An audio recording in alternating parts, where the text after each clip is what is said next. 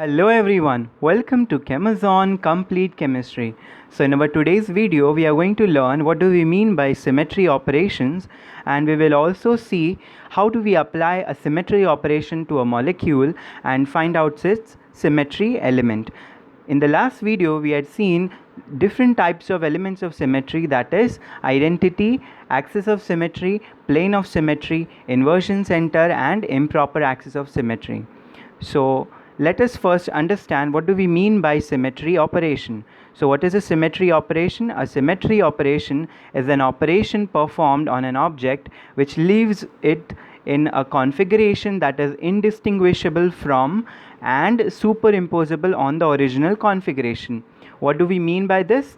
You do in a particular operation on a molecule in such a way that it leaves that molecule in a configuration which is indistinguishable. Indistinguishable means you do a particular operation in such a way that you get the original molecule back after doing let's say rotation about an axis or passing a plane and doing a reflection. And also the final molecule should be superimposable on the original configuration. Now let us understand what do we mean by this in much more detail with the help of example. So first of all, let us understand what are the different types of symmetry operations. Like there is identity. We had already seen in identity we rotate a particular molecule by 360 degree and that leaves the molecule unchanged. The second is CN, that is axis of symmetry. What do we do in this? We pass an axis through a molecule and we do rotation by a particular angle, and that angle is decided by 360 by n. What is n? N is the number of times you rotate a particular molecule by some angle in such a way that it gives the indistinguishable configuration. And then mirror plane we also saw it was called as plane of symmetry. And then there is inversion center. So okay, so what do we do in mirror plane? We pass a plane and we find out that on either side of the plane both the part of the molecule are mirror images of each other. That's why it is called as mirror plane. The next element of symmetry is inversion center. What do we do in an inversion center? Is in a molecule we decide a point or a center and then we move from either direction of axis, that is from plus x to minus x, passing through that center, and also from plus y to minus y and plus z to minus z. What do we mean by this? That from one particular direction we move across that center to the opposite side and we will find that both the portions on either side of that center are same. Then we call that center as inversion center. N-fold rotation reflection axis, that is SN, this was also called as improper axis of rotation. We had already seen that first we do a rotation about an angle 360 by n, just we did it in axis of symmetry, and then we do a reflection through a plane perpendicular to the axis to get the original configuration. So now let us understand all these concepts with examples. So our first example is a water molecule. In this molecule you can see there is a C2 axis of symmetry passing through this molecule. This red atom is oxygen and this white ones are hydrogen. So you pass an axis through this oxygen, and when you rotate this molecule by 180 degree twice, then we will get the indistinguishable configuration. Let us mark this hydrogen as H1 and this hydrogen as H2. What will happen when you rotate once? This H2 will come here and this H1 will come here. So we have rotated only once. Now when you rotate once more, what will happen is that this H1 will again come back to its original position and H2 will come back here. So we had already seen that 360 by n. So we rotated by 180 degree twice. So 360 by 180 will give you 2. That's why this is C2 axis of symmetry. Similarly, you can see that here there are two vertical planes of symmetry. That is, sigma v mirror plane, and the another axis is sigma v prime mirror plane. So this sigma v dash mirror plane is passing through all the three atoms and cutting the molecule into equal halves, and the other plane is passing through only oxygen and it is bisecting it into two equal halves.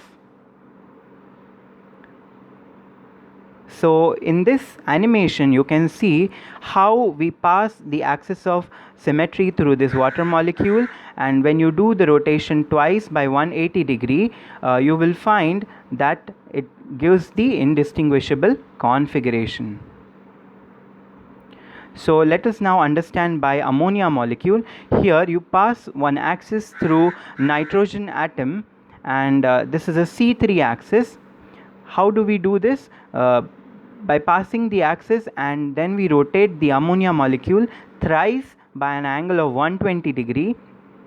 Since the total angle is 360, when you divide it into three equal parts, it will be 120. So by 120 degree you rotate thrice, you will get this C3 axis of rotation.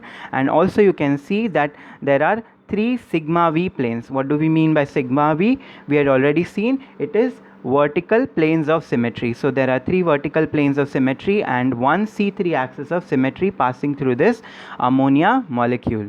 So each of the sigma v planes is passing through one nitrogen and one hydrogen respectively. So this is the xenon hexafluoride example. This red atom is xenon and the four other green atoms are fluoride atoms. Now let us first see what are the different axes of symmetry present in this. So first here the axis passing through the xenon, this is the C4 axis of symmetry. You can see that this is a square type of molecule. So if you pass an axis through this xenon and you rotate 4 times the xenon tetrafluoride molecule by 90 degree, that is you do 4 times rotation by 90 degree, you will get the indistinguishable configuration or the same molecule. So we have one C4 axis passing through the xenon. Also we can find that you can pass a C2 axis of symmetry across this xenon, and when you do 180 degree twice also, then also you will get the same molecule. So there is one C4, one C2 across this xenon. And if you see this in plane atoms, you can see that there are again 4 different C2 axis of symmetry. One is this C2 prime, which is passing through one xenon and 2 fluorine. There is another C2 prime axis which is again passing through 2 fluorine and 1 xenon. There is another C2 axis which is only passing through this xenon, and there is one more, this C2 double dash. So here you can see that there are 5 axes of symmetry, and there is out of which 5 axes of symmetry are C2, and there is also one axis of symmetry which is C4. So total there are 6 axes of symmetry. Now let us talk about the plane.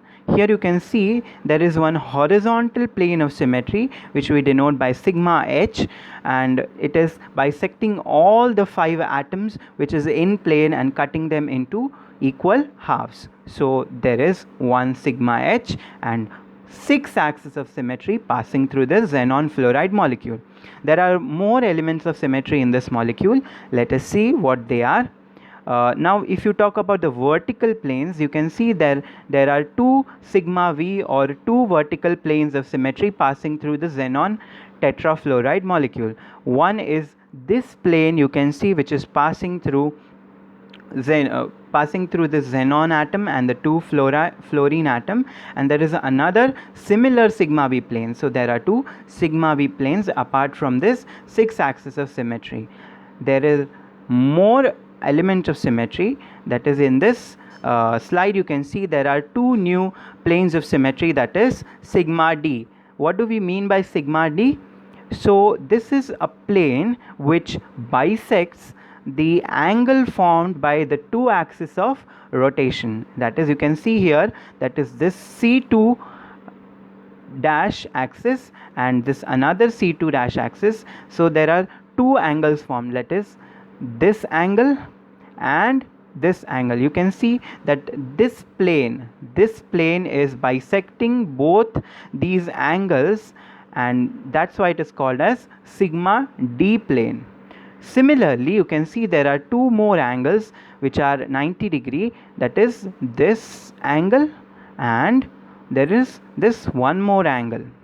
So there is this another plane which you can see, which is another sigma D plane which is passing through this molecule. So there are two sigma D planes. So now let us do one exercise that you will count all the different axes of symmetry and all the different planes of symmetry passing through this xenon fluoride molecule, and you will write it down in the comment box that total how many elements of symmetry are present in this xenon tetrafluoride.